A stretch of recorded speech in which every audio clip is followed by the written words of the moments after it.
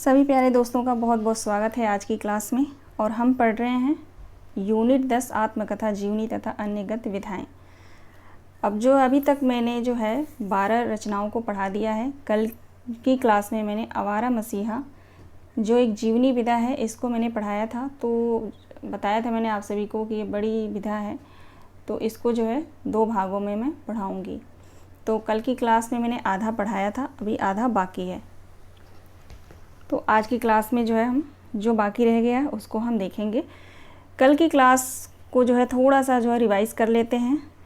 जैसा कि आवारा मसीहा आप सभी को पता है शरत चंद्र चट्टोपाध्याय का जो है एक जीवनी है, और लिखा किसने है तो विष्णु प्रभाकर ने। शरत चंद्र चट्टोपाध्याय का जन्म 1876 ईस्वी में हुआ था और मृत्यु 1938 ईस्वी में। ठीक, यह जो जीवनी है ये 3 भागों में विभाजित है। पहला दिशाहारा, फिर दिशा की खोज और तीसरा दिशांत। दिशाहारा में शरत चंद्र के बचपन की घटनाएं हैं, दिशा की खोज में साहित्यिक जीवन और जीविका की खोज है, और दिशांत में जो है इनके सामाजिक कार्य एवं साहित्यिक विधाओं में उनकी जो है रचनाशीलता को बताया गया है। ठीक, तो ये जो महत्वपूर्ण तथ्य है इनको हमने जाना था। और भूमिका हम पढ़ रहे थे, भूमिका उसमें 3 भूमिका बुक में दिया गया है। यहाँ से हम देखेंगे, ये सब हमने पढ़ लिया था। पात्र कौन कौन से हैं ये भी मैंने आप लोगों को बता दिया था। जिसने भी क्लास कल की नहीं देखे हैं वो जाकर देख लेंगे। इन विशेष तथ्यों को भी हमने पढ़ लिया था, है ना। यहाँ से जो है बुक से हम जो है भूमिका पढ़ रहे थे। ठीक, संस्करण सन 1999 की भूमिका हमने पढ़ा। इसमें मैंने आप सभी को बताया था कि क्या क्या बताया गया है, और पूरा लाइन बाय लाइन मैंने पढ़ा भी था। ठीक, इसमें यहाँ पे देखिए कविता यहाँ पे लाइन दिया गया है, इसको आप लोग ज़रूर लिख लीजिएगा, मोस्ट इम्पॉर्टेंट है। 3 जो है इसमें भूमिका दिया गया है। तो हम सीधे चलते हैं। प्रथम संस्करण की भूमिका मैं जो है पढ़ा रही थी, है ना। 14वें पेज पे हम लोग थे। ये रुक जाइए, यहाँ से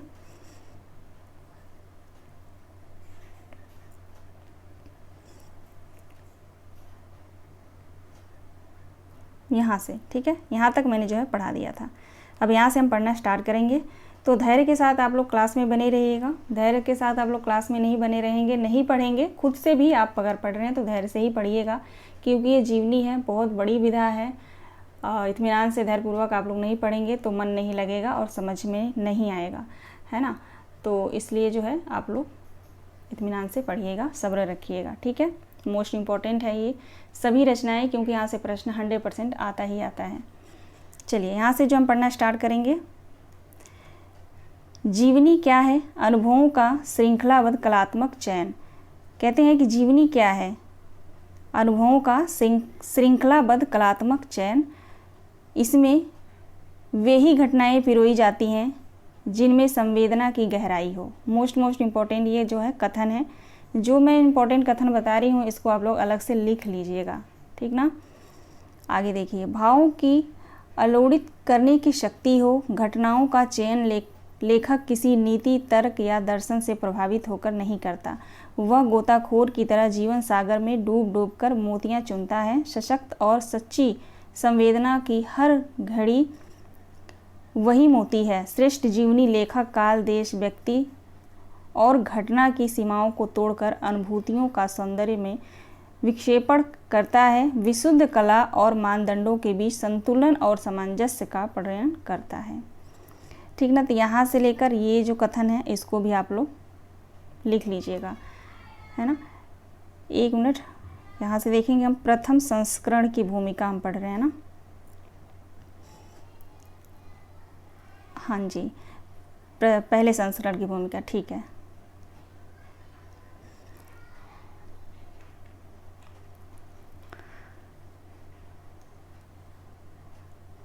चलिए आगे बढ़ते हैं। अब यहाँ से देखते हैं। कहते हैं कि नहीं जानता कि आवारा मसीहा इस कसौटी पर कितना खरा उतरेगा, किंतु एक बात पूरे विश्वास के साथ कह सकता हूँ कि मैंने कला को भले ही खोया हो, आस्था को नहीं। मोस्ट इम्पॉर्टेंट कथन है ये, ठीक ना। मैंने कला को भले ही खोया हो, आस्था को नहीं खोया, और निरंतर सशक्त और सच्ची संवेदना की घड़ियों को खोजने का प्रयत्न किया है। तो ये भी मुझे लग रहा है कि महत्वपूर्ण है, मुझे लग रहा है। तो आप लोग इसको जो है अलग से इसको भी आप लोग लिख सकते हैं। ठीक, आगे देखिए, बहुत से लोग यह मानते हैं कि साहित्यकार का जीवन उसका साहित्य ही होता है। पूर्ववर्ती मराठी बंधु ने यह भी लिखा था, हमारे प्रयत्नों का उद्देश्य यदि तथ्यपूर्ण सामग्री की खोज करना है तो यह प्रयत्न कुछ हास्यपद अवश्य है। वे कहाँ पैदा हुए, कहाँ स्वर्गवासी हुए, रंगून में कहाँ रहे, इस दुनिया में किन किन स्त्री रूपी देवताओं ने उनका साथ दिया, रोटी रोजी की क्या व्यवस्था थी, व्यवस्था की ओर उन्होंने दुर्लक्ष्य क्यों किया, किसी से किसी प्रकार की सहायता की अपेक्षा क्यों नहीं की, और फिर सबकी सहायता करने में अपना सब कुछ क्यों लुटा दिया।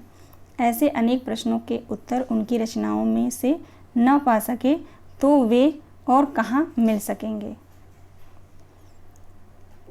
आगे देखिए, यहाँ पे कुछ पंक्ति दी गई हैं। जुब्बे निसा के शब्दों में शरद चंद भी यही कहते हैं कि दर सुखन निपहा सुदम मनिंद बू दर बरगेगुल, है ना, बरगेगुल। तो ये कुछ पंक्तियाँ भी बीच बीच में इसमें जो है दिया गया है, इसको आप लोग नोट कर लीजिएगा। ठीक ना, यहाँ भी है, हर की दीनन मैल दाल दल सुखन बीनद मरा, जैसे खुशबू फूल की पंखुड़ियों में बसी है वैसे ही मैं अपनी कविता में व्याप्त हूँ। जो मुझसे मिलने का इच्छुक हो मेरे काव्य में मुझे पाले। मोस्ट इम्पॉर्टेंट है ये जो है मोस्ट है। ठीक है, इसको आप लोग नोट करिएगा। आगे है, मेरा हर शेर है अख्तर मेरी जिंदा तस्वीर, देखने वालों ने हर लफ्ज़ में देखा है मुझे। ठीक, चलिए आगे बढ़ते हैं। यहाँ से देखेंगे, इसमें कोई शक नहीं कि उनका साहित्य महान है, किंतु उनका जीवन भी उससे कुछ कम महान नहीं। उनका साहित्य घर घर आदर साहित्य पढ़ा गया, किंतु देशव्यापी समादर के पीछे उसका स्पष्टा अपने एकांतिक दुख को गोपन करने हंसते हुए दिन काट गया। उनके रिश्ते में मामा और चिर मित्र सुरेंद्रनाथ गंगोपाध्याय ने लिखा है। किसने लिखा है? तो उनके रिश्ते में मामा लगते हैं और चिर मित्र सुरेंद्रनाथ गंगोपाध्याय ने लिखा है। कहते हैं कि शरद ने साहित्य के माध्यम से आत्म प्रकाश किया है। उनकी अलग जीवनी दरकरार नहीं, लेकिन शरद ने अपने साहित्य में अपने को छिपाया है। तो ये भी कथन महत्वपूर्ण है। ठीक है, आगे देखेंगे, शरदचंद्र ने अपने साहित्य में ही अपने को नहीं छिपाया है, वास्तविक जीवन में भी निरंतर अपने को छिपाने का प्रयत्न किया है। प्रसिद्धि से वे सदा प्राणमुख रहे, लिखते रहे, पर प्रकाशन का आग्रह उनकी ओर से कभी नहीं आया, है ना। ये जो है रचनाएं लिखते रहे, लेकिन प्रकाशन का आग्रह जो है कहीं से नहीं आया। यदि उनके स्वार्थी मित्र अनजाने ही उन्हें अंधकार में से बाहर न खींच लाते और तब उनकी प्रतिभा तत्कालीन साहित्य जगत को आलोड़ित न कर देती, तो ये रंगून में ही अपने निर्वासित जीवन का अंत कर देते। लेकिन फिर भी यह सत्य है कि लिखते हुए अवश्य रहते थे। श्री इलाचंद जोशी के शब्दों में भी कहा जा सकता है। अब इलाचंद जोशी के शब्दों में भी यहाँ पे जो कथन दिया गया है देखेंगे, कुछ रहस्यमय मनोग्रंथियों के कारण वे जीवन काल में अपनी संभावित ख्याति से कतराते थे और लिखते केवल इसलिए चले जाते थे कि मृत्यु के बाद उनका प्रकाशन हो और तब एक मृत लेखक की रचनाओं के भीतर से बोलने वाली महान आत्मा समस्त लेखकों पर हावी हो जाए। तो ये इलाचंद जोशी का कथन है, तो इसको भी आप लोग नोट कर लीजिएगा, महत्वपूर्ण है। आगे देखेंगे, इस प्रवृत्ति को हीन भाव भी कहा जा सकता है और वैरागी का मन भी।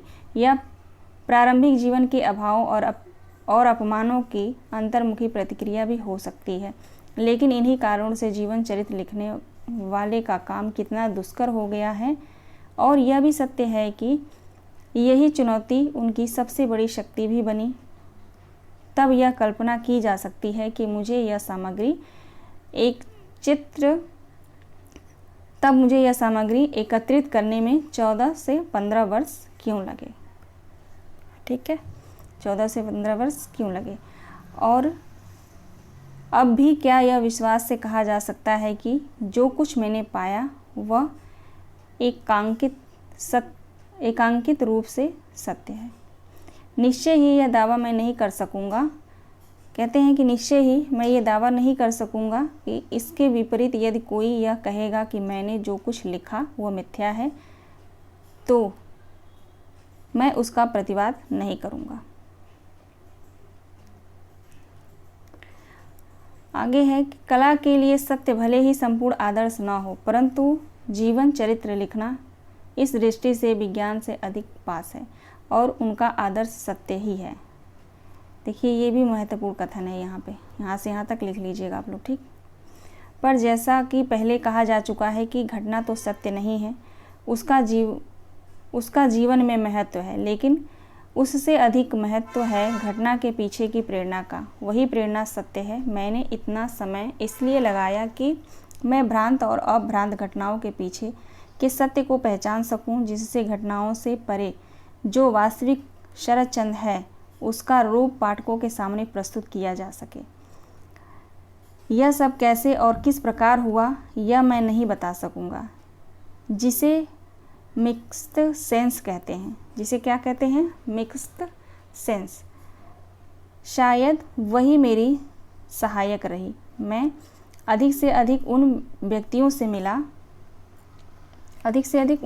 मिला जिनका किसी न किसी रूप में जो है शरदचंद्र से संबंध था। उन सभी स्थानों पर गया जहाँ वे या उनके उपन्यासों के पात्र रहे थे। उस वातावरण में रमने की कोशिश की जिसमें वे जिए थे। शायद इसी प्रयत्न के फलस्वरूप मैं एक ऐसी तस्वीर बनाने का यत्किंचित सफल हो सका जो शरीर रचना विज्ञान की दृष्टि से भले ही सही ना हो, पर उसके पीछे जो चेतना तत्व होता है उसको समझने में अवश्य ही सहायक हुई है। आगे देखते हैं। आगे कहते हैं कि शरद बाबू के चरित्र को लेकर समाज में जो भ्रांत धारणा बन गई थी उसकी चर्चा करना असंगत ना होगा। कलाकार का चरित्र साधारण मानव से किसी न किसी रूप में भिन्न होता ही है। फिर शरद बाबू तो बचपन से ही अभाव और अपमान से उस वातावरण में जिए जहाँ आदमी या तो विद्रोह कर सकता है या आत्महत्या। उनके अंतर में जो साहित्यकार सोया पड़ा था उसने उन्हें पहला मार्ग अपनाने की ही प्रेरणा दी। इसलिए उन्होंने तत्कालीन समाज के ठोकर विधि विधान का मानने से इनकार कर दिया। सदाचार के प्रचारित मानदंडों पर चोट करते हुए उन्होंने वही किया जो यथास्थितिवादी मुखियाओं के लिए अकरणीय था। तब वे चरित्रहीन का विरुद्ध न पाते तो आश्चर्य ही होता। चरित्रहीन इनका जो है उपन्यास है। आगे देखेंगे। उन्होंने अपने साहित्य में वेश्याओं और दुराचारियों को ऊंचा पद दिया और तत्कालीन सामाजिक मूल्यों के आगे बार बार प्रश्न चिन्ह लगाए। उन्होंने घोषणा की कि सतीत्व ही नारीत्व है। उन्होंने क्या घोषणा की? सतीत्व ही नारीत्व है। तो ये लाइन महत्वपूर्ण हो सकता है, इसको आप लोग जो है नोट जरूर कर लीजिएगा। सतीत्व ही नारीत्व है, ठीक है। परंतु एक क्षण के लिए भी कहीं भी उच्च श्रृंखलता को प्रश्न नहीं दिया। उन्होंने यही कहा, मैं अपनी रचना के द्वारा मनुष्य का अपमान नहीं करना चाहता। पुरुष हो या स्त्री, गिर कर उठने का रास्ता सबके लिए खुला रहना चाहिए। मोस्ट इम्पोर्टेंट ये जो है कथन है, ठीक है। मैं अपनी रचना के द्वारा मनुष्य का अपमान नहीं करना चाहता। पुरुष हो या स्त्री, गिरकर उठने का रास्ता सबके लिए खुला रहना चाहिए। ये शरदचंद्र ने कहा है, ठीक ना। अगर पूछा जाए कि ये किसका कथन है तो शरदचंद्र, ऑप्शन में अगर विष्णु प्रभाकर है, शरदचंद्र है, तो शरदचंद्र राइट आंसर होगा, ठीक ना। देखिए यहाँ से देखेंगे, वे हृदय में विश्वास करते थे। हृदय जीतने में विश्वास करते थे। यह नहीं देखना चाहते थे कि जीतने वाला हीन जाति है या विजातीय, विधर्मी या विदेशी है, अथवा कुकर्मी कुचाली। जो हृदय जीतने का महान कार्य कर सकता है वह कुकर्मी कुचाली हो ही नहीं सकता। और यह भी कि जो वास्तविक जीवन को देखना चाहता है वह सुचिता असुचिता के चक्कर में नहीं पड़ सकता। इसी अभिज्ञता के कारण गोर्की, तालस्ताय और शेक्सपियर सुचिता के चक्कर में नहीं पड़े। इसलिए शरद बाबू भी तथाकथित छोटे वर्ग के लोगों और पतितों के बीच जा कर रहे और संस्कारिकता से परे सदा चिरव्रत्य बने रहे। भद्र समाज में प्रवेश पाने की उन्होंने कभी कल्पना तक नहीं की। आगे देखते हैं। आगे कहते हैं कि उन्होंने शराब पी और फिर छोड़ दी, परंतु उसके बाद भी वे एक खाली बोतल ऐसे स्थान पर रखते थे कि हर आने वाले की दृष्टि पथ में आ सके। अफीम खाने का प्रदर्शन करने का कोई अवसर नहीं चूकते थे। कुत्ता भी उन्होंने ऐसा पाला था जो न केवल देखने में अशोभनीय था अपितु हर प्रकार की संस्कारिकता से 100 योजन दूर था और उससे वह इतना और ऐसा प्यार जताते थे जैसे उनका इकलौता पुत्र हो। भद्र समाज को नीचा दिखाने में उन्हें सचमुच मज़ा आता था। स्त्रियों से उनके व्यक्तिगत संबंधों को लेकर भी न जाने कितनी अतिरंजना हुई। वे न तो योगी यति थे और न कामी कुकर्मी। एक कलाकार की भांति वे मात्र रोमांटिक थे। जब परिवार, समाज, यहाँ तक कि मित्रों तक ने उनके लिए अपने द्वार बंद कर दिए थे, तब वे ऐसी बस्तियों में जाकर रहते थे जिनके द्वार भद्रलोक के लिए दिन के प्रकाश में नहीं खुलते। समाज के सभी वर्गों की नारियों से उनके संबंध सहज और आत्मीय थे। अपनी प्रसिद्धि के स्वर्णकाल में भी वे उनसे मिलने से कहीं नहीं कतराते। उन्होंने उन सभी को सहज भाव से अपने साहित्य में मनुष्य की मर्यादा दी, इसलिए वे उनमें अगाध भक्ति रखती थी, उनकी ओर आकर्षित होती थी। उनकी कहानी कहने की गरिमा पर वे मुग्ध थीं और उनके विचारों पर प्राण न्यौछावर करती थीं। अनीति के प्रचारक के रूप में इसी कारण उनकी प्रसिद्धि चरम सीमा तक पहुंच गई थी। किसकी? शरदचंद्र की। कौन बता रहा है? विष्णु प्रभाकर। आगे कहते हैं उन्हें कोयले से अधिक काला प्रमाणित करने के लिए न जाने कितनी कहानियाँ गढ़ ली गई थी। अचरज तो यह है कि इस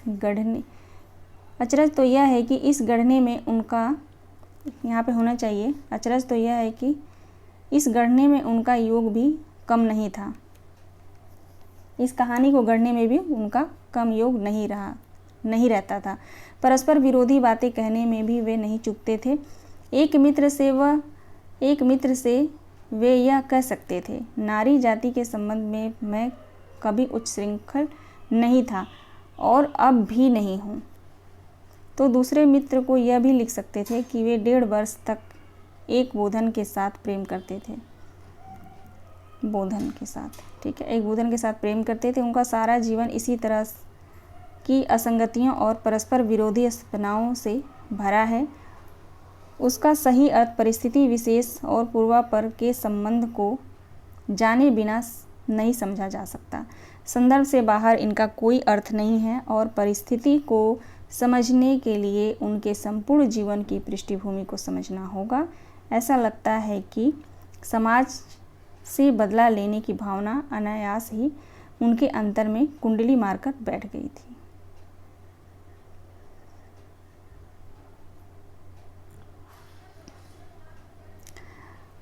कुंडली मारकर बैठ गई थी। अन्यथा उनके चरित्र में ऐसी कोई बात नहीं थी जो किसी के लिए लज्जा का कारण हो सके। यानी जो है, कहते हैं कि समाज जो भी धारणा उनके खिलाफ, जो वहाँ के लोग, आसपास के जो लोग थे, इनके मित्र थे, रिश्तेदार थे, या जो भी उनके से जो परिचित थे, वो जो धारणा बना लिए थे वो सब मिथ्या बताते हैं, जबकि वो ऐसा नहीं थे शरदचंद्र, है ना।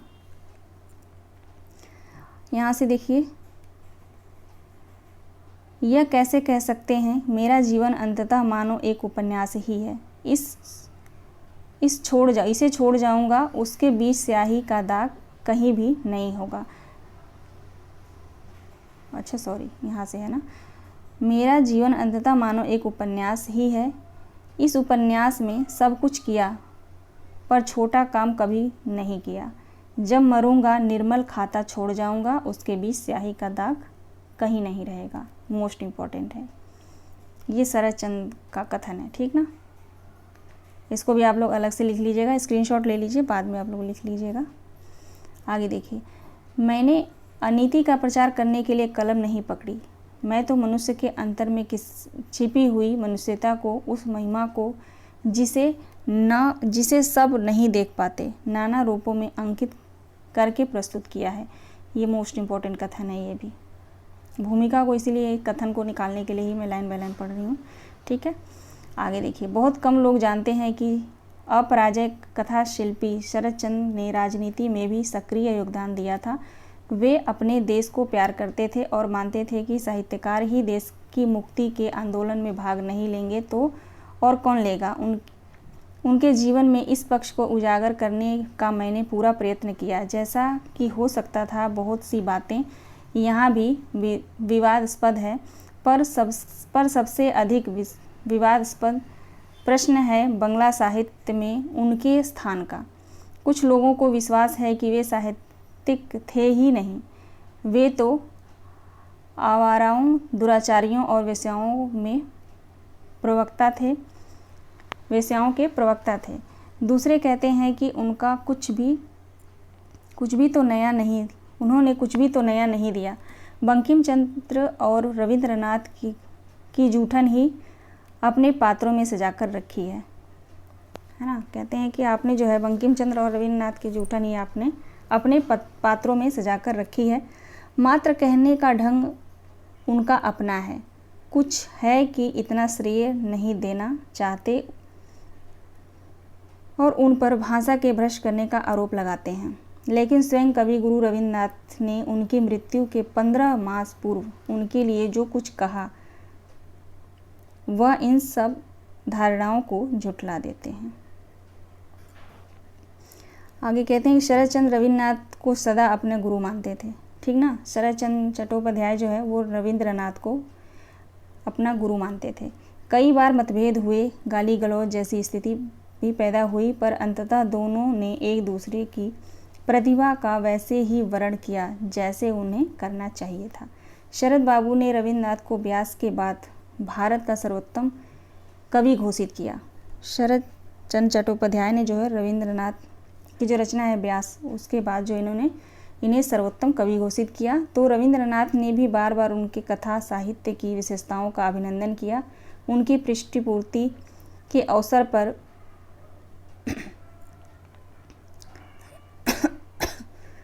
पर जिसका आयोजन उन्होंने स्वयं किया। उन्होंने कहा, ज्योतिषी असीम आकाश में डूबकर नाना रश्मियों के समूहों से निर्मित नाना जगतों का आविष्कार करता है, जो अनेक कक्षाओं के मार्ग से तेजी से उतर रहे हैं। शरद चंद्र की दृष्टि बंगाली हृदय के रहस्य में डूब गई है। सुख में, दुख में, मिलन विछोह में संगठित विचित्र शक्ति का उन्होंने इस प्रकार परिचय दिया जिससे बंगाली अपने को प्रत्यक्ष पहचान सके। दूसरे लेखकों ने बहुतों की प्रशंसा पाई है, किंतु सार्वजनिक हृदय का ऐसा आतिथ्य नहीं पाया। यह अद्भुत वस्तु नहीं है, यह प्यार है। अनायास ही जो प्रचुर सफलता उन्होंने पाई है, इससे वे मेरे ईर्ष्या भोजन हो गए हैं। इससे वे मेरे ईर्ष्या भाजन हो गए हैं। आज शरद चंद्र के अभिनंदन में विशेष गर्व अनुभव करता यदि मैं उनको यह कह सकता कि तुम नितांत मेरे द्वारा आविष्कृत हो, किंतु उन्होंने किसी के हस्ताक्षरित परिचय पत्र की अपेक्षा नहीं की। आज उनका अभिनंदन देश के घर घर में स्वतः ही उच्छ्वसित हुआ है। उन्होंने बंगाली वेदना के केंद्र में अपनी वाणी का स्पंदन किया है। साहित्य में उपदेष्टा से श्रेष्ठा का आसन बहुत ऊंचा है। चिंता शक्ति का वितर्क नहीं, कल्पना शक्ति की पूर्ण दृष्टि ही साहित्य में शाश्वत मर्यादा के पद पर प्रतिष्ठित है। कवि के आसन से मैं विशेष रूप से उसी श्रेष्ठता शरदचंद्र को माला अर्पण करता हूँ। वे शतायु होकर बंगला साहित्य को समृद्ध करें। आगे देखेंगे। अपने बचपन में बंकिम चंद्र चटर्जी, है ना, पूरा नाम बंकिम चंद्र चटर्जी, के अभ्युदय में बंगला साहित्य में मैंने एक नए भाव का प्लावन देखा। बंकिम चंद्र भगीरथ के समान जिस नए साहित्य की ओर आए उसने बांग्लादेश के सर्वसाधारण के अंतर को छुआ। उन्होंने उनको सादर अपना कहकर ग्रहण किया।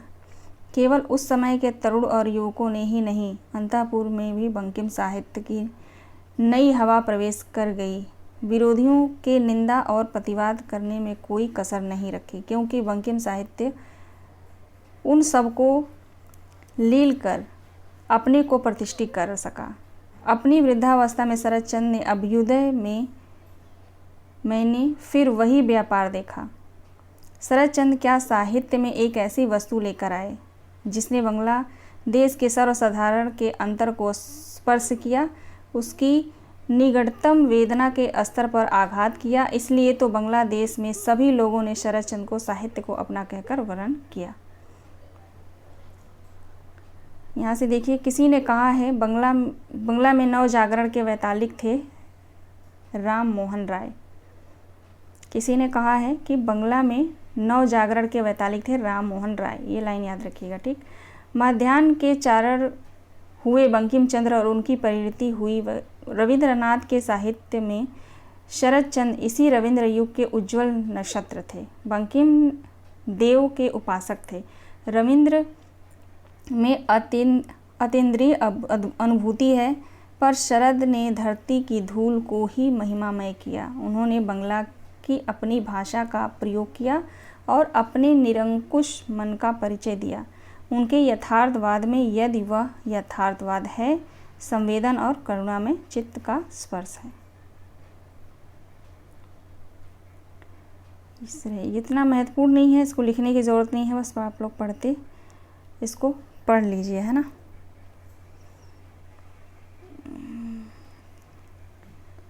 यहाँ से देखिए, नवयुग का संदेश बंकिम चंद्र ने नहीं दिया, ऐसा नहीं है, पर वे मूलतः संस्कार शिल्पी थे।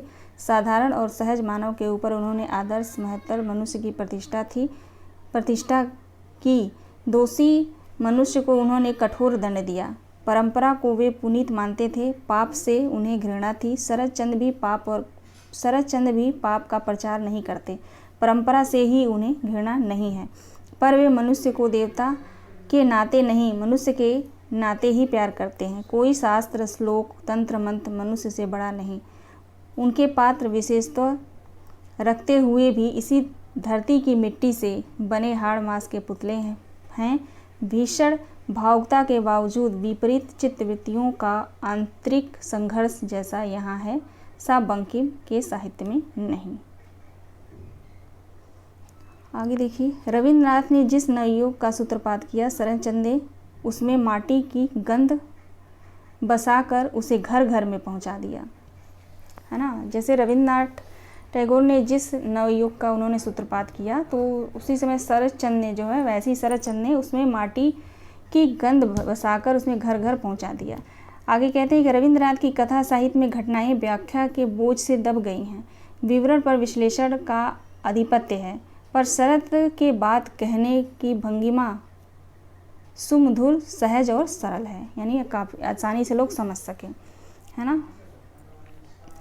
कहीं भी वे अपने को जीवन से अलग नहीं मानते। वह जीवन एक साथ त्याग से उज्जवल और स्वार्थ से पीड़ित है, अनुभूति से गंभीर और शासन संस्कार से क्लिष्ट है।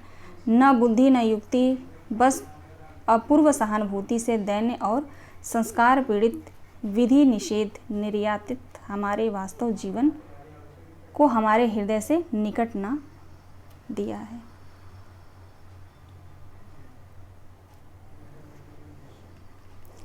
इसको रहने देते हैं यहाँ से, है ना। इतना महत्वपूर्ण नहीं है ये, इसमें कुछ है नहीं, है ना। मतलब यहाँ से जो है कुछ महत्वपूर्ण कथन है नहीं तो इसको रहने देते हैं। यहाँ से देखिए, रविन्द्रनाथ मानवीय घटनाओं को विश्व प्रकृति के साथ मिलाकर देखते हैं। उनका अंतर्द्वंद निर्वैतिक है। उनके चरित्र विचारों के मानवीय संस्करण हैं। उनका लक्ष्य है देशातीत कलातीत मानव। इसका मूल्य होने पर भी यह मनुष्य की क्षुधा को शांत नहीं करता। यानी कि इसमें जो है रविन्द्रनाथ और शरद चंद्र में जो है तुलना कर रहे हैं विष्णु प्रभाकर। ठीक, आगे कहते हैं कि उन्होंने जीवन के वास्तविक सुख दुख को अस्वीकार नहीं किया, पर दुखातीत महाजीवन की वाणी ही उनकी रचनाओं में प्रकट हुई है। रविन्द्रनाथ ने जो कुछ किया, शरद ने उसे आगे बढ़ाया। ठीक है, ये रविन्द्रनाथ टैगोर नहीं, रविन्द्रनाथ उसमें जो है कवि हैं, उनके बारे में बात हो रही है यहाँ पे, रविन्द्रनाथ टैगोर की नहीं, है ना। आगे देखिए, कवि गुरु जहाँ केवल उस समय के सामाजिक नियमों में वर्जित बहुत से विषयों को, जैसे विधवा के प्रेम लिप्सा को स्वाभाविक बताकर रह गए, वहाँ शरद ने आगे बढ़कर समाज के सामने प्रश्नों की झड़ी लगा दी। प्रीतिहीन, धर्महीन, क्षमाहीन समाज से बार बार पूछा, तुमसे कुछ मानवीय कल्याण भी हुआ है क्या? किसने पूछा? शरद ने, कि तुमसे कुछ मानवीय कल्याण भी हुआ है क्या? शरद के पात्र भी असाधारण हैं, पर उनका समजातीय रूप समाज में पाया जा सकता है। वे रोज़मर्रा के जीवन में बेमेल नहीं लगते, कारण उनके पीछे उनके सृष्टा की अभिज्ञता है ना। पात्रों के ही जानने की तो उत्कंठा हुई इनको, तभी तो ये जीवनी लिखे, है ना। आगे कहते हैं, और असीम कोश है। उनकी मौलिकता से इनकार करना मात्र दुराग्रह है। जिस प्रतिभा के बल पर उन्होंने रविंद्र युग में बरगद के पेड़ के नीचे न केवल अपना स्थान बनाया, बल्कि समूचे देश को अपनी ओर आकर्षित भी किया, वह क्या कम अभिनंदनीय है। उनके साहित्य का क्षेत्र सीमित अवश्य है, पर अपूर्व भी है। वे प्रेम के चरित्र में अद्भुत सृजनात्मक शक्ति का परिचय देते हैं। उन पर चरित्रहीनता का आरोप लगाया गया, किस पर? शरदचंद्र पे, है ना। पर उस चरित्र में अश्लीलता खोजे भी नहीं मिलती। चरित्रहीन जो उपन्यास है, इस पे जो है इनको चरित्रहीन का जो है आरोप लगाया गया। कहते हैं आरोप लगाया गया, लेकिन उस उपन्यास को पढ़ने पर जो है कहीं भी आपको जो है उसमें अश्लीलता नहीं मिलेगी। अद्भुत संयम, यही संयम शरद की विशेषता है, जो अपने आप में अद्वितीय ही है। आगे देखिए, आगे कहते हैं, अनुभूति की मार्मिकता और प्रणयावेग, जहाँ इन दो गुणों का संबंध है, वे उन्हें पूर्ण रूप से प्राप्त थे। आगे है, समानता और असमानता के और भी अनेक बिंदु खोजे जा सकते हैं, पर सत्य यही है कि बंकिम चंद्र और रविंद्र और शरद अपने अपने स्थान पर अप्रतिम और अनिवार्य हैं। परंपरा की कड़ियों की तरह एक दूसरे से जुड़े हैं, और प्रत्येक आगे आने वाले की तरह शरदचंद्र अपने दोनों महान पूर्ववर्तियों के ऋणी हैं। रविन्द्रनाथ के तो वे परम शिष्य हैं। रविन्द्रनाथ न होते तो शरद भी न होते, और शरद हैं इसलिए आवारा मसीहा भी है। यह केवल मेरे ही परिश्रम का परिणाम नहीं हो सकता। न जाने किसने विचार, सौरभ और स्नेह स्पर्श ने उसमें प्राण उड़ेले हैं। परिशिष्ट में उनके नामों का उल्लेख ही है। उनके प्रति कृतज्ञता प्रकट नहीं की जा सकती। प्रेम और अर्घ्य ही उनको दिया जा सकता है। आगे कहते हैं, उनके प्रारंभिक जीवन को समझने के लिए उस काल के अनेक व्यक्तियों के साथ मैं उनके मामा और मित्र सुरेंद्रनाथ गांगुली के विशेष रूप से ऋणी हूँ। किसको ऋणी मानते हैं वो? उनके मामा और मित्र सुरेंद्रनाथ गांगुली। जो कुछ मैंने लिखा वो प्रायः सब उन्हीं का है, मैं तो मात्र शोधक हूँ। उसी प्रकार उनके वर्मा प्रवास की कहानी के लिए मैं जिस एक व्यक्ति का सबसे अधिक ऋणी हूँ, वे है योगेंद्रनाथ सरकार, गिरीन्द्रनाथ सरकार और सतीश चंद्र दास गुप्ता का योगदान भी कम नहीं है। इन सब व्यक्तियों की रचनाओं के आधार पर ही मैंने आवारा मसीहा के प्रथम 2 खंडों की इमारत खड़ी की है। ठीक ना। किसके? तो गिरीन्द्रनाथ सरकार और सतीश चंद्र दास गुप्ता। ठीक ना। इन दोनों को जो है ये यहाँ पे आधार मानते हैं आवारा मसीहा जीवनी के 2 खंडों की। ठीक है, इसके राजनीतिक जीवन का सबसे अधिक सामग्री मिली थी।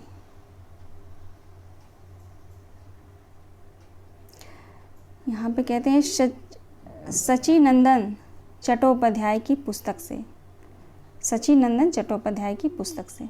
आगे है, इस प्रकार इस पुस्तक की सामग्री इस पुस्तक की सामग्री में 3 पुस्तक स्रोत रहे हैं। एक तो उन व्यक्तियों से साक्षात्कार जो किसी न किसी रूप में शरद बाबू से संबंधित रहे, ठीक, उनसे इनको मिला। फिर दूसरे उसके समकालीन मित्रों के लेख संस्मरण, और तीसरे उनकी अपनी रचनाओं से इधर उधर बिखरे वे स्थल और प्रसंग जिनका उनके जीवन से सीधा संबंध रहा। इतने अनुभव के बाद उन्हें ढूंढ लेना बहुत कठिन नहीं हुआ। ठीक, ये तीनों यहाँ पे जो है यहाँ पे बताते हैं। आगे कहते हैं कि मैं स्वीकार करूँगा कि पुस्तक को अधिक से अधिक प्रमाणिक बनाने के लिए मैंने इन विवरणों का यथाशक्ति उपयोग किया है। जीवित व्यक्तियों में मैं सबसे अधिक ऋणी हूँ। सुपरिचित पर्यटक स्वनामधन्य उमा प्रसाद मुखर्जी, स्वनामधन्य उमा प्रसाद मुखर्जी का, जिन्होंने सहज भाव से मुझे अपना लिया और शरद बाबू की सभी सामग्री जो उनके पास सुरक्षित है मेरे लिए सुलभ कर दी। उनके स्नेह के प्रतिदान की कल्पना करना भी उसके महत्व को कम करना है। इसी प्रकार गंगोत्री निवासी सुपरिचित पर्यटक और फोटोग्राफर स्वामी सुरानंदन ने मेरे साथ घूमकर जो अनेक चित्र सुलभ कर दिए, उसके लिए सन्यासी को क्या धन्यवाद दूँ, उन्हें प्रणाम ही कर सकता हूँ। अंत में मैं स्वर्गीय श्री नाथूराम प्रेमी को प्रणाम करता हूँ, जिनके कारण आवारा मसीहा का सृजन संभव हो सका। मुझे खेद है कि इसके पूर्ण होने के पूर्व ही उन्हें चले जाना पड़ा, पर इस बात का संतोष भी है कि अंततः मैं उनकी इच्छा पूर्ण कर सका। उन्हीं की पावन स्मृति को मेरा यह यथाकंचित प्रयास समर्पित है। विष्णु प्रभाकर। ये प्रथम संस्करण की भूमिका थी जिसको हमने पढ़ा। इसमें बहुत कुछ हमें जानने को मिला, है ना। जो महत्वपूर्ण था मैंने आप सभी को बताया। आशा करती हूँ कि आप लोगों ने ज़रूर लिखा होगा। अब एक जो है यहाँ पे तीसरे संस्करण की भूमिका है, उसको भी हम लोग पढ़ लेते हैं। छोटा सा ही है वो, ठीक ना। इसको पढ़ने के बाद जो है हम चलेंगे महत्वपूर्ण कथनों पे। तीसरे संस्करण की भूमिका देखेंगे। लगभग 3.5 वर्ष से आवारा मसीहा के 2 संस्करण समाप्त हो गए थे। कहते हैं लगभग 3.5 वर्ष में आवारा मसीहा के 2 संस्करण समाप्त हो गए। यह तथ्य शरद बाबू के प्रति हिंदी भाषाभाषी जनता की आस्था का ही परिचायक है। विशेष रूप से इसलिए कि आज के महंगाई के युग में 45 या 35 रुपये कुछ अर्थ रखते हैं। दूसरे संस्करण में मैंने कोई विशेष परिवर्तन नहीं किया था। कहते हैं कि दूसरे संस्करण में मैंने जो है कोई विशेष परिवर्तन नहीं किया था। टंकण और मुद्रण या किसी और प्रवादवश जो अशुद्धियाँ रह गई थी उन्हें ठीक कर दिया। यानी कहते हैं कि दूसरे संस्करण में मैंने कोई विशेष परिवर्तन नहीं किया। टंकण या मुद्रण या किसी प्रवादवश जो अशुद्धियाँ रह गई थी, ठीक, बस उन्हीं को जो है ठीक कर दिया मैंने। यहाँ वहाँ आए कुछ उद्धरण या तो निकाल दिए थे या उनका कलेवर कुछ कम कर दिया था। महात्मा गांधी पर उनका लेख परिशिष्ट में दिया था। ऐसा करने का उद्देश्य यही था कि तीसरे खंड में भारीपन की जो शिकायत कुछ मित्रों ने की थी वह कम हो जाए। शायद हुई भी है। आगे देखिए, आगे कहते हैं शरद बाबू की जन्म शताब्दी के उत्सव सितंबर 1997 तक समाप्त हो गया।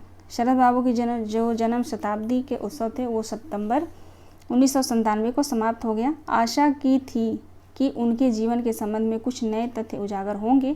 कहने को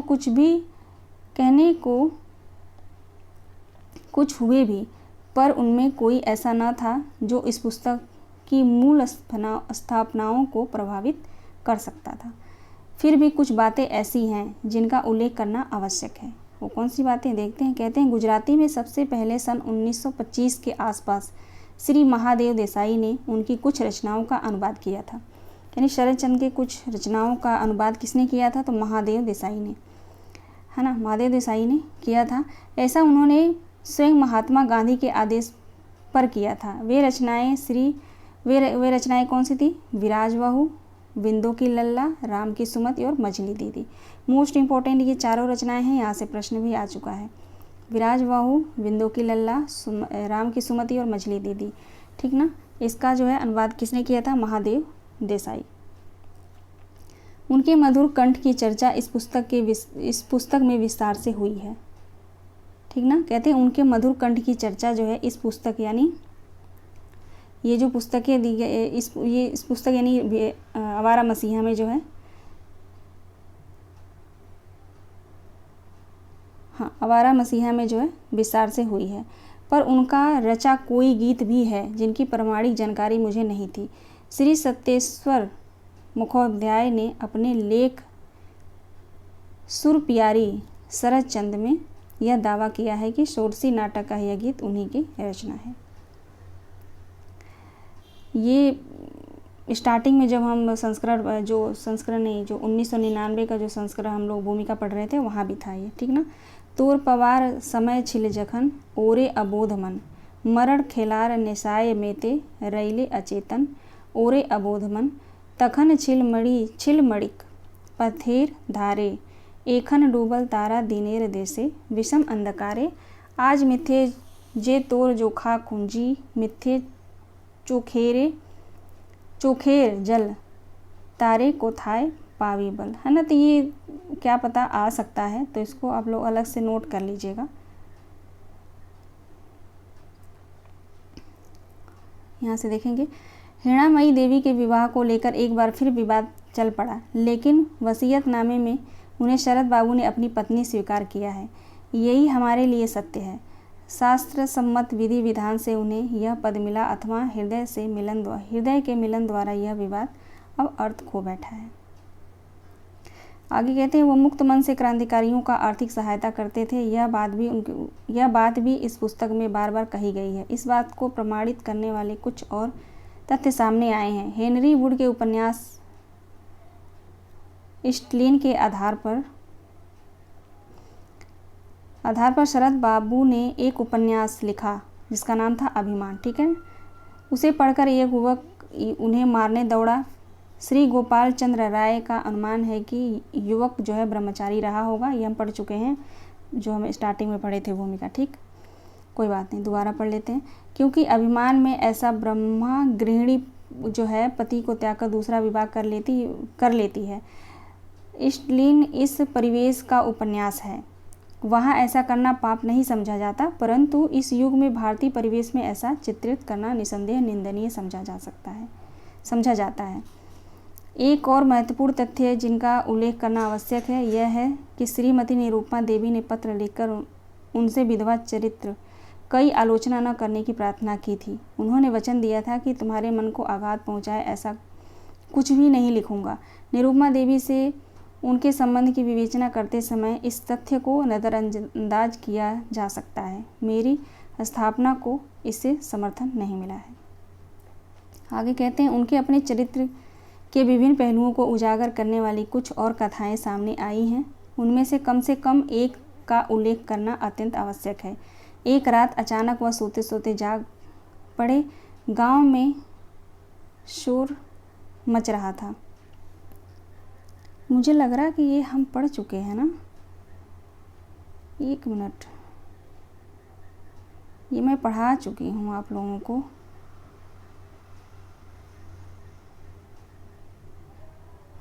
मुझे लग रहा कल तक हम यहाँ तक पढ़ लिए थे।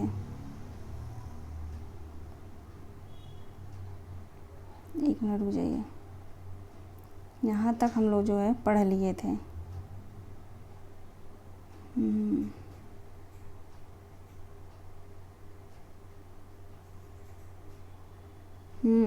यहाँ तक हम लोग पढ़ लिए थे, लेकिन कोई बात नहीं, चलिए देखते हैं यहाँ से। उनके अपने चरित्र के विभिन्न पहलुओं का उजागर करने वाला कुछ अन्य कथ्य सामने आई। उनमें से कम एक उल्लेख का करना अत्यंत आवश्यक है। एक बार अचानक वह सोते समय जाग पड़े। गांव में जो है शोर मच रहा था। बीच बीच में किसी का चित्कार भी सुनाई देता जा रहा था। वह विचलित हो उठे, परंतु बाहर गए और पता लगाने पर जाना कि 2 युवक चोरी करते हुए पकड़े गए हैं। फिर उनको गांव में पीटा जा रहा है। फिर जो है वो उनको अपने पास ले जाते हैं, पुलिस वाले वहां आते हैं, उनको 2 चोरों को ले जाते हैं, लेकिन वो चिंतित रहते हैं कि वो बेचारे जेल में गए, मार खा रहे हैं, वहाँ से जो है वो चोर ही कहलाएंगे, ऐसा जो वर्णन है सोचते हैं। ठीक ना, इसको पढ़ा चुकी हूँ, रहने दीजिए, टाइम वेस्ट होगा। पढ़ा चुकी हूँ मैं इसको कल।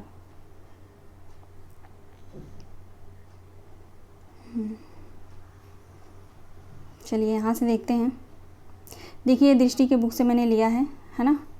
इसमें बहुत अच्छा दिया है कथन, क्योंकि ये 500 के ऊपर पेज भी है, इसका बहुत बड़ा जीवनी है। तो उसमें से जो है जो भी इसमें जो दिया है दृष्टि के गाइड में बहुत अच्छे से दिया है। तो चलिए देखते हैं।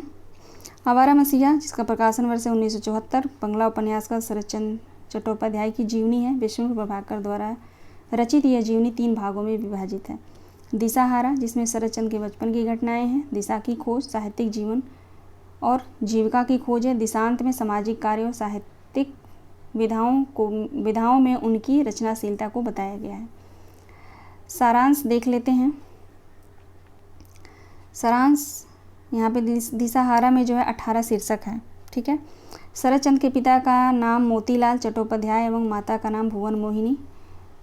उनका जन्म 15 सितंबर 1876 को हुआ था। बंगला के हुगली जिले के एक छोटे से गांव में हुआ था। एक छोटे से गांव का नाम यहाँ पे दिया है, देखेंगे, देवानंदपुर में हुआ था। शरत के पिता कल्पनाजीवी थे, जिस कारण वह अपनी ससुराल में घर जमाई बनकर रहते थे। ठीक ना, इनके पिता जो है कल्पनाजीवी थे, जिस कारण वह अपने ससुराल में घर जमाई बनकर बैठे थे। शरत को भागलपुर में अपने नाना केदारनाथ गंगोपाध्याय के कड़े अनुशासन में रहना पड़ता था। इनके नाना का नाम था केदारनाथ, नाम याद रखिएगा, मोस्ट इम्पोर्टेंट है। शरत चंद्र का बचपन देवानंदपुर में बीता। इनका बचपन जो है देवानंदपुर में बीता था। वह बहुत ही कष्टपूर्ण रहा।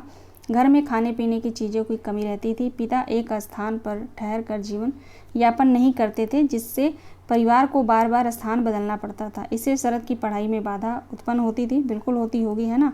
शरारती होने के बावजूद शरत पढ़ने में बहुत तेज थे, लेकिन दिशाहीन होने के कारण वह पथभ्रष्ट होने लगा।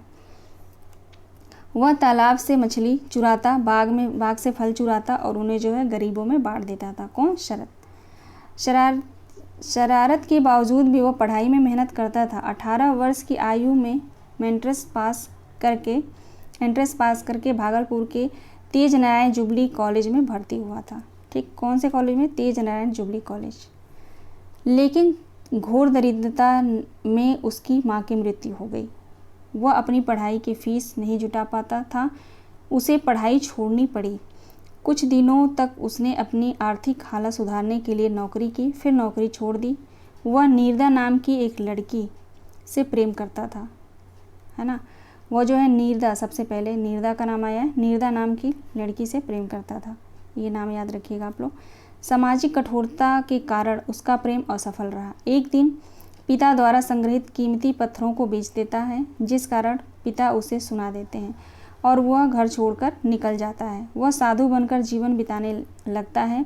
पिता की मृत्यु का समाचार सुनकर वापस घर लौट आता है और अपने भाई बहन की चिंता करने लगता है। फिर रोजगार के लिए रंगून जाता है। रोजगार के लिए शरत चंद्र कहाँ जाता है? रंगून जाते हैं।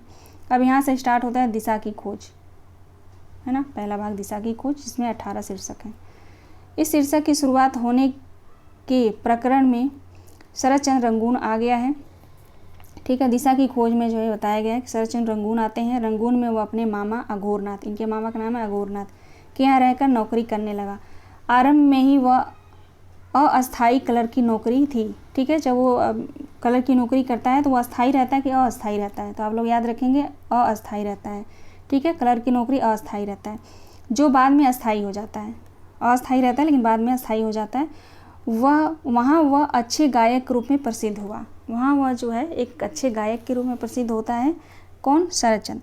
अकस्मात प्लेग फैल जाने के कारण वह बीमार हो गया, लेकिन किसी तरह उसके प्राण बच गए। अब कौन सी बीमारी हुई थी? प्लेग की बीमारी। लेकिन बच जाता है। ठीक है, यही उसका जीवन, यही उनका परिचय जो है शांति नाम की लड़की से होता है। किससे होता है? तो शांति से। ठीक, शांति का पिता एक बूढ़े से उसका विवाह करवाना चाहता है। अंत में शरद ने उससे विवाह कर लिया, लेकिन जल्द ही शांति की मृत्यु हो जाती है। इसी दौरान बड़ी दीदी कहानी प्रकाशित होती है। ठीक, तो यहाँ से प्रश्न बनता है, 100% बनेगा ही बनेगा। इनकी जो जिससे विवाह करे होते हैं, शांति जो इनकी पत्नी होती है ना, उसकी मृत्यु होने के बाद, ठीक है, उसकी मृत्यु हो गई, ठीक है ना, देखिए यहाँ पे लिखा है उसकी मृत्यु हो गई। इसी दौरान यानी मृत्यु के बाद ही उनकी बड़ी दीदी कहानी जो है प्रकाशित हुई है। ठीक, आगे देखिए, कुछ समय बाद उनका परिचय मोक्षदा नामक युवती से हुआ। शरद ने उससे विवाह कर उसका नाम हिरणामयी देवी रखा। अब मोक्षदा का नाम हिरणामयी है, ये भी आप लोग याद रखेंगे। शरद पशु पक्षियों से भी काफ़ी प्रेम करता था। एक दिन अचानक उसके घर में आग लग जाने के कारण सारी पुस्तक यानी तैलचित्र, चरित्रहीन, नारी का इतिहास जैसी महत्वपूर्ण रचनाएं जलकर राख हो गई। आग लगने से जो है कौन कौन सी इनकी रचनाएं जल गई थी? तो तैलचित्र, चरित्रहीन और नारी का इतिहास, तीनों रचनाएं आप लोग याद रखिएगा। इसमें दे सकता है, पूछ सकता है, यहाँ से उसमें दे देगा बड़ी दीदी, पूछ सकता है किसमें जो है आवारा मसीहा जीवनी में जो है आग लगने से शरदचंद्र की कौन सी रचनाएं जो है जलकर राख हो जाती हैं, कौन सी नहीं होती हैं, है ना। तो उसमें बड़ी दीदी नहीं हो जाएगा। मैं एक आइडिया बता रही हूँ कैसे प्रश्न बन सकता है। ठीक, तो इन तीनों रचनाओं को आप लोग याद रखेंगे। जैसे महत्वपूर्ण रचनाएं जलकर राख हो जाती हैं, जिससे शुद्ध होकर उन्होंने लिखना बंद कर दिया, लेकिन अपने मित्रों के कहने पर वो पुनः साहित्य रचना शुरू कर देते हैं। कौन? शरदचंद्र।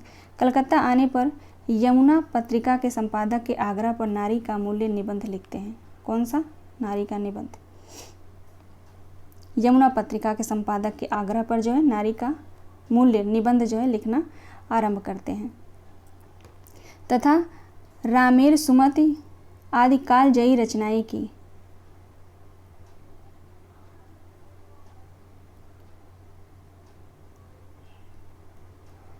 अच्छा, एक मिनट। कलकत्ता आने पर यमुना पत्रिका के संपादक के आग्रह पर नारी का मूल्य निबंध तथा रामेर सुमति आदि कालजयी रचनाएं की। ठीक ना, तीनों रचनाओं को आप लोग याद रखिएगा।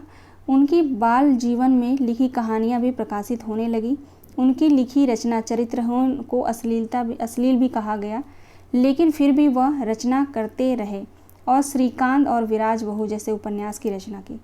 ठीक, श्रीकांत और विराज बहू ये दोनों जो है उपन्यास हैं इनके। अंत में वह त्याग पत्र देकर कहाँ चले गए? तो कोलकाता चले गए। अब आता है दिशांत। दिशांत में भी दिशांत कैसे आ जाएगा? अभी एक मिनट रुकिए। तो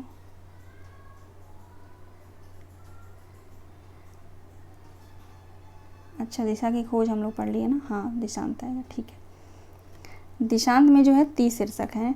कलकत्ता लौटने पर लोगों ने शरदचंद्र का हृदय से स्वागत किया। कलकत्ता में वह एक किराए के मकान में पूरे परिवार के साथ संगठित करके रहने लगे। कुछ ही दिनों में शरदचंद्र काफ़ी प्रसिद्ध हो गए। उनकी कृतियां लोगों की जुबान पर चढ़ने लगी। देवदास, काशीनाथ, स्वामी दत्ता, गृहदाह आदि रचनाओं ने साहित्य जगत में धूम मचा दी। इसी समय शरदचंद्र राजनीतिक जीवन में सक्रिय हो गए। उस समय तक स्वतंत्रता आंदोलन जोर पकड़ चुका था। वह गरम दल के विचारों को स्वतंत्रता के लिए आवश्यक मानते थे। लोकमान्य तिलक को सच्चे हृदय से स्वीकार करते थे। ठीक है, लोकमान्य तिलक को जो है सच्चे हृदय से स्वीकार करते थे। उनके अनुसार यदि सभी देशवासी मिल जाएं तो अंग्रेजों को 24 घंटों में देश छोड़कर जाना पड़ेगा। शरद बाबू को चरखा चलाने में विशेष आनंद आता था। वह महीन सूत काटना जानते थे, लेकिन उनका मानना था कि चरखा चलाने से स्वराज कभी नहीं मिल सकता। स्वराज पाने के लिए लोगों को जो है त्याग करना पड़ेगा। यद्यपि वो रविंद्रनाथ के प्रशंसकों में थे, लेकिन उन्हें इस बात का दुख था कि उन्होंने मजदूरों के हित में हुए आंदोलन का साथ नहीं दिया, जिस कारण उन्होंने उनको अपनी नाराज़गी भी दिखाई थी। किसको?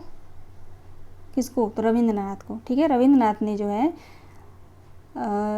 रविंद्रनाथ ने मज़दूरों के हित में जो आंदोलन हुआ था उसमें जो इन्होंने साथ नहीं दिया था, इसको लेकर जो है शरद नाराज़ थे और नाराज़गी इन्होंने जताई भी थी।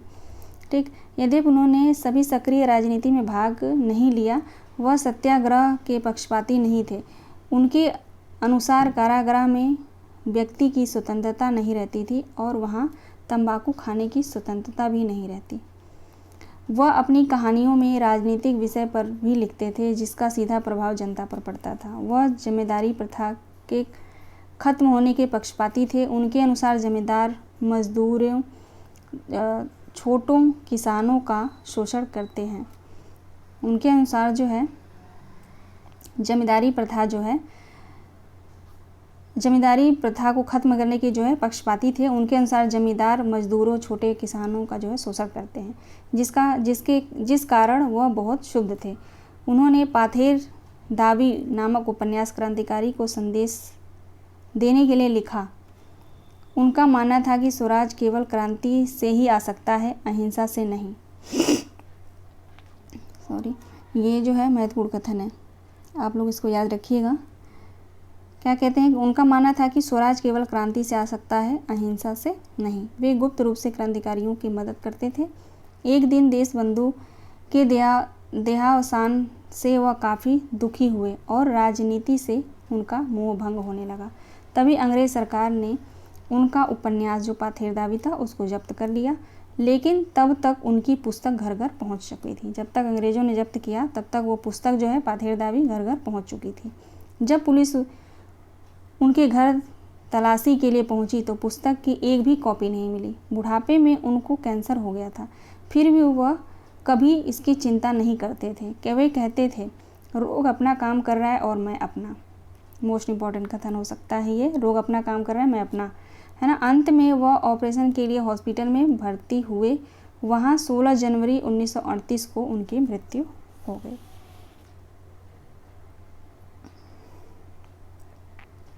ठीक, ये जो है पात्र जो हम लोग देख ही लिए हैं, हमने सारांश देखा। ठीक, अब यहाँ पे कुछ जो है विशेष महत्वपूर्ण तथ्य देख लेते हैं। कथा की शुरुआत भागलपुर ननिहाल से होती है। इनकी कथा की शुरुआत जो कहाँ से होती है तो भागलपुर ननिहाल से।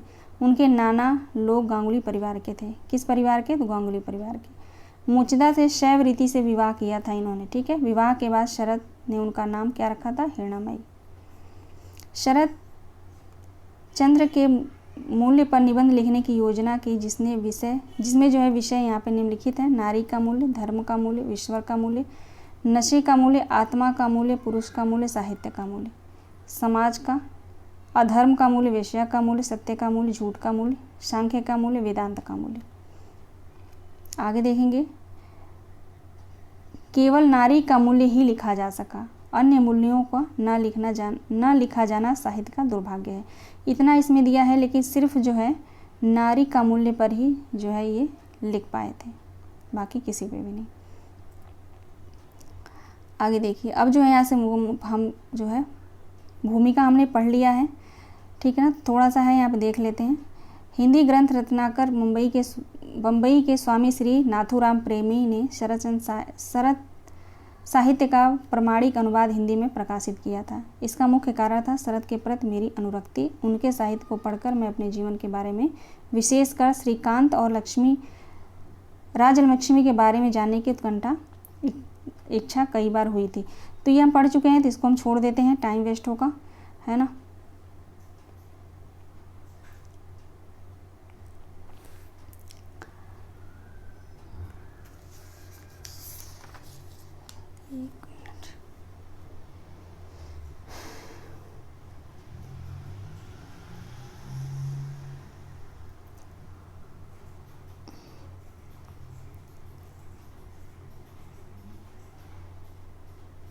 रुक जाइए एक सेकंड।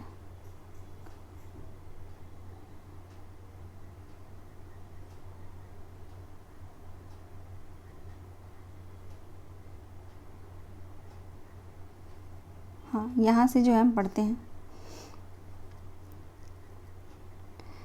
देवानंदपुर बंगाल, इसको थोड़ा सा ना मुझे छोटा, यहाँ देखिए दिक्कत हो रही है यहाँ से।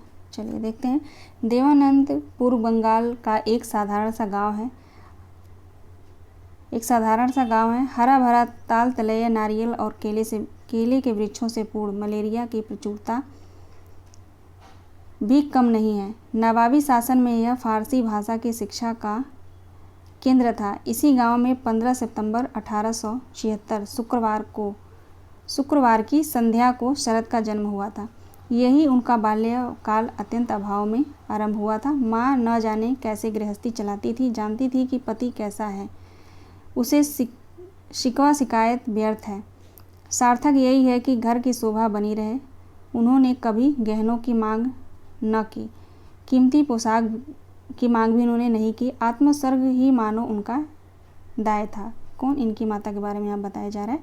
जब भागलपुर में वे रहती थी तब चाचाओं के इतने बड़े परिवार में यह उन्हीं का अधिकार था कि सब माँओं के बच्चों को अपनी छाती में छिपाकर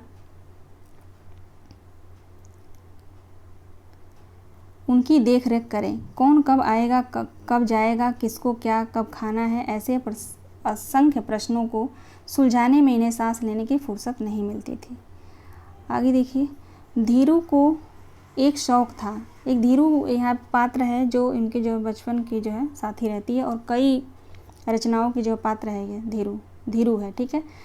धीरू को एक शौक था। करौंदे की ऋतु आती तो वह उसकी माला तैयार करती और शरद को भेंट कर देती। शायद माल्यार्पण का अर्थ वह तब नहीं जानती थी, लेकिन समय के देवता ने एक दिन यह रहस्य उन दोनों को समझा ही दिया होगा। वैसे उन दोनों का संबंध कम रहस्यमय नहीं था। ये देखिए महत्वपूर्ण कथन है ये। ठीक है, आगे देखेंगे। उस दिन फिर शरद को माँ के हाथों मार खानी पड़ी। धीरू फिर पिटी, लेकिन दोनों की मित्रता में कोई अंतर नहीं पड़ा। वह निरंतर प्रगाढ़ ही होती गई। बहुत दिन बाद शैशव की एक संगिनी को आधार बनाकर शरद ने अपने कई उपन्यास की नायिका का सृजन किया। एक मिनट पानी पी लूं।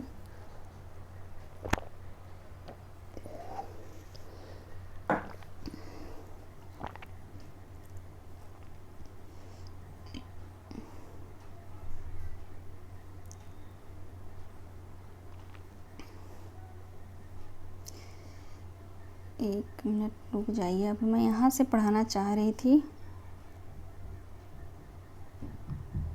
हाँ, जो कथन है उसको हम देखते हैं। वो स्टोरी हम भूमिका में पढ़ चुके हैं सब, ठीक ना।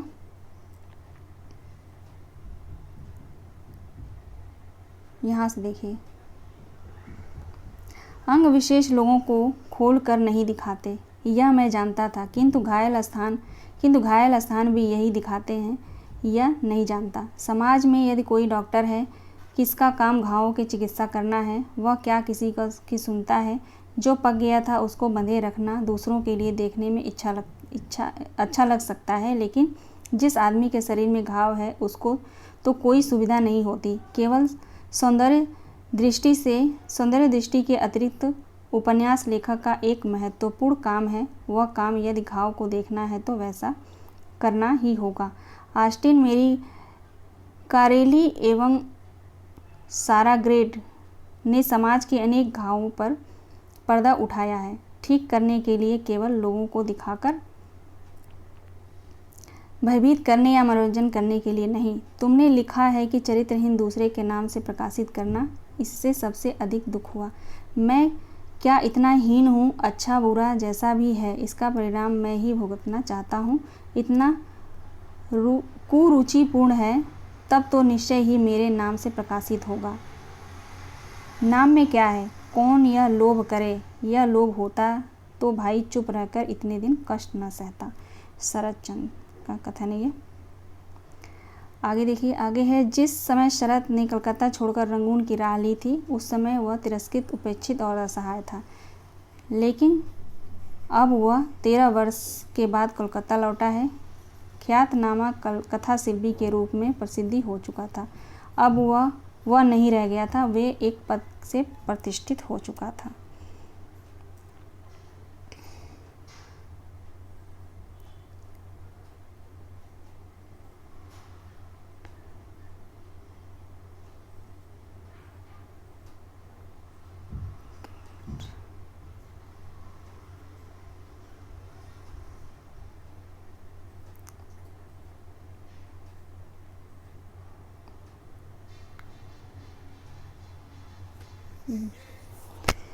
चलिए यहाँ से देखते हैं।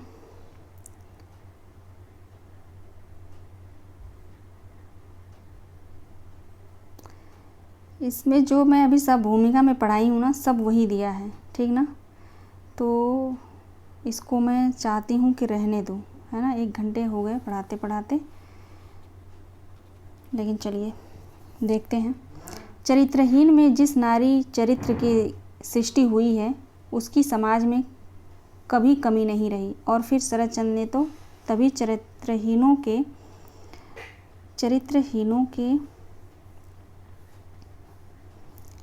चरित्र की धर्म प्राण हिंदू की तरह रक्षा की है, लेकिन समाज में ही धर्म प्राण व्यक्ति के विरुद्ध हो उठे हैं, ठीक ना। यहाँ पे रहने देते हैं, क्योंकि ये सब वही मतलब भूमिका में जो मैंने पढ़ाया ना, उसी से सब कथन उठाकर यहाँ पे दिया गया है, ठीक ना। बाकी जो इसका सारांश था मैंने वो पढ़ा दिया, है ना। क्लास बहुत लंबी हो जाएगी। अगर आप लोग पढ़ना चाहते हैं सृष्टि का, आप सभी के पास गाइड होगा तो उससे पढ़ लीजिएगा। जिसके पास गाइड नहीं है तो मैं ये PDF आप लोगों को दे दूँगी, आप लोग उसमें नीचे जो बचे हुए हैं वो पढ़ लीजिएगा। ऐसा नहीं है कि वो कुछ अलग से दिया हुआ है, ठीक है ना। अलग से नहीं है, वो भूमिका से ही सभी कथनों को जो है वहाँ पे दिया गया है, ठीक ना। तो चलिए मिलते हैं कल की क्लास में। और कल जो है मैं आप लोगों को कौन सा रचना बच गया है, संस्कृति के 4 अध्याय, उसको हम पढ़ेंगे, ठीक। उसके बाद जो है यूनिट 10 हमारा समाप्त हो जाएगा, फिर चलेंगे हम यूनिट 7 कहानी पे। मिलते हैं कल की क्लास में। आप सभी दोस्तों का बहुत बहुत धन्यवाद। Thank you so much.